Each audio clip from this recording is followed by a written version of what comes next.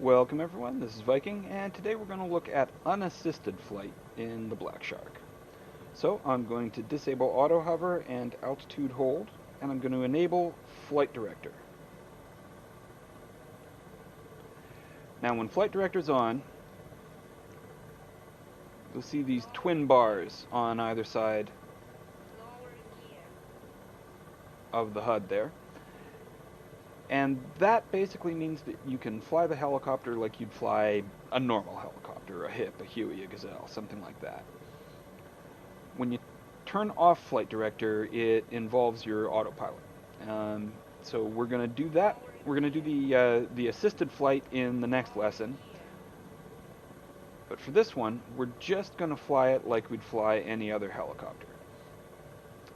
Now, when you're below 50 kilometers per hour in terms of speed, you get that vector on your HUD. This line right here that indicates which direction you're going. If I halt my forward momentum here,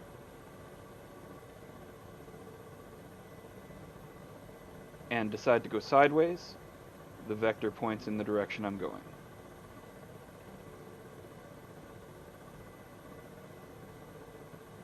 If I were going backwards, it would point down.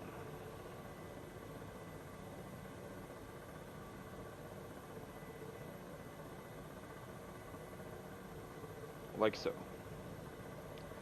Now we're just going to do a quick circuit of the airfield here.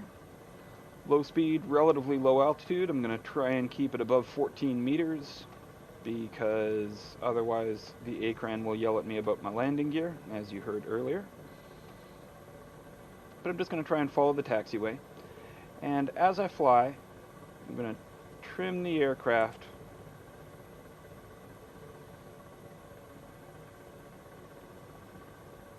to make sure that I don't have to do a lot of control inputs to keep it steady. Now that we're going above 50 kilometers per hour, that velocity vector goes away.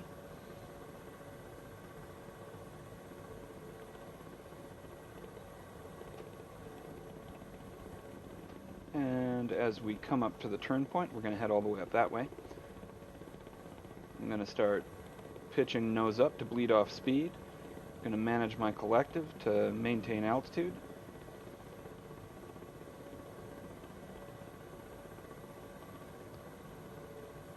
And trim as you fly.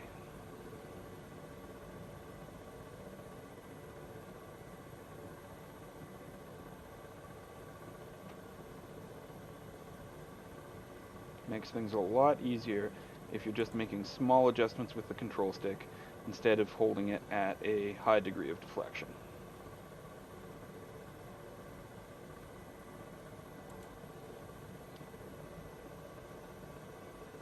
And we're not quite to the turn point, but I'm making almost no stick inputs at this point. I'm just letting it drift forward because that's the way it's trimmed to be.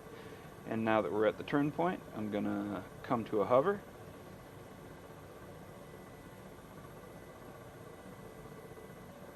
And once I got the stick just hovering me just right, I'm going to trim it. And it does a pretty good job of holding that. And this is without any flight assistance at all. There's no auto hover happening here. I don't even have the autopilot on. I'm going to swing the nose around with the rudder pedals. And we're going to head on up the taxiway.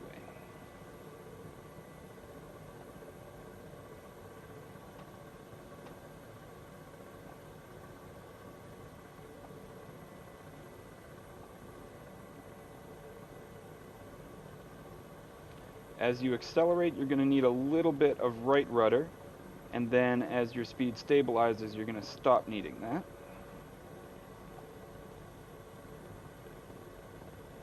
Also, as you speed up, you gain translational lift from your wing stubs. So you'll need less pitch on your rotor blades. And trimming.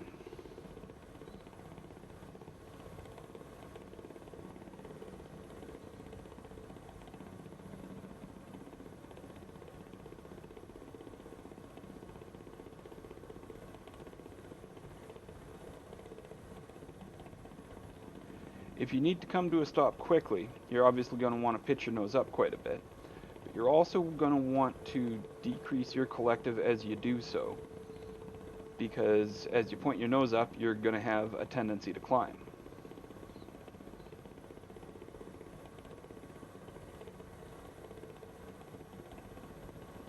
So, coming to this point at a relatively healthy 65 kilometers per hour,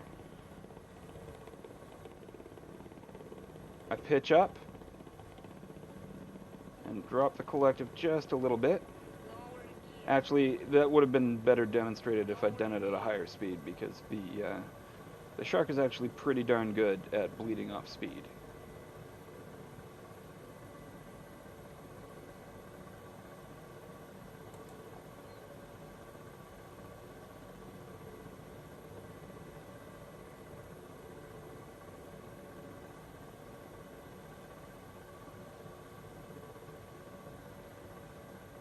And nose up.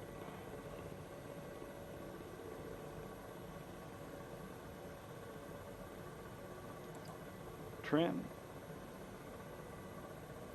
Looking good, so we're gonna come to a hover. Drifting to the left a little bit.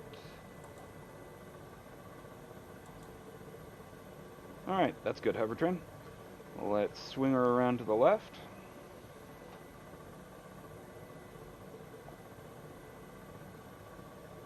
And proceed onwards. Yeah.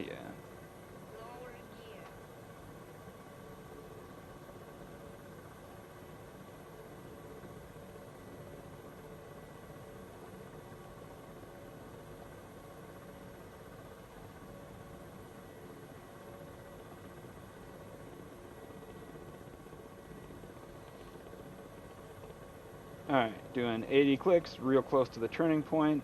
Let's try a more dramatic stop. Okay, I almost got myself into a VRS there, because I dropped the collective so far that VRS is vortex ring state. It's when you start flying through, usually down through, your own rotor wash. And that's bad, because the air beneath your rotors is moving down. And if you're descending through a column of air that is also descending, you can't push up against it as well, because it's already moving away from you and you're just trying to push it further. And so if you descend at a rate greater than 5 meters per second in the Ka-50, it's different for different helicopters, but in the Shark it's about 5 meters per second, you run the risk of entering a vortex ring state. If that happens, you will not be able to gain enough lift to arrest your descent, even if you put the collective all the way to the max pitch. So in the event that that happens, what you need to do is exit the column of descending air. So you want to put your cyclic in a direction that'll get you out of the descending air column, and then your collective will rediscover its authority. I should be doing this higher up, just to avoid those pesky écran warnings. I think it looks cooler when you're closer to the ground, so I'm just kind of inclined to do that. But you guys don't want to hear lower gear the whole flight, so I'll try to put a cap on that. You want to coordinate your turns, a little bit of stick and some pedals.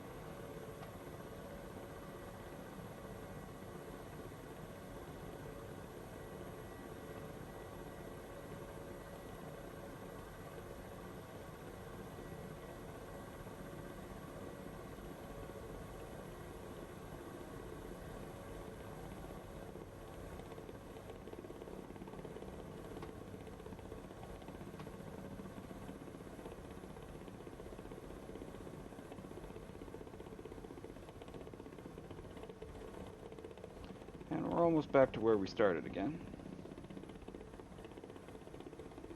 Let's see if we can bring it to a stop this time without risking VRS.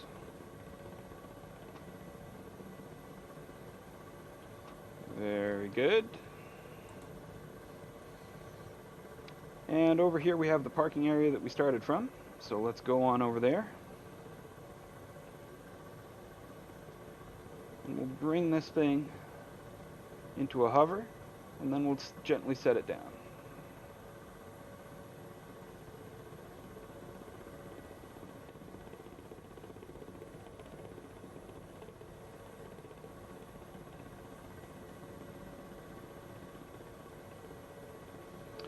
We can drop our gear at this point.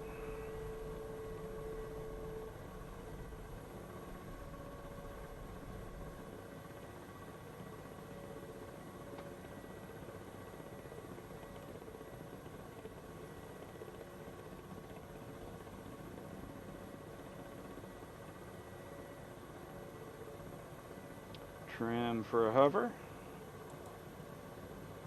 Oh. There we go, that's a little better.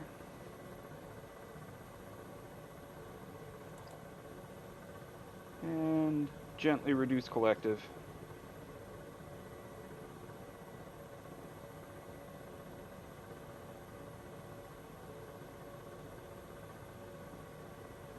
And set her down.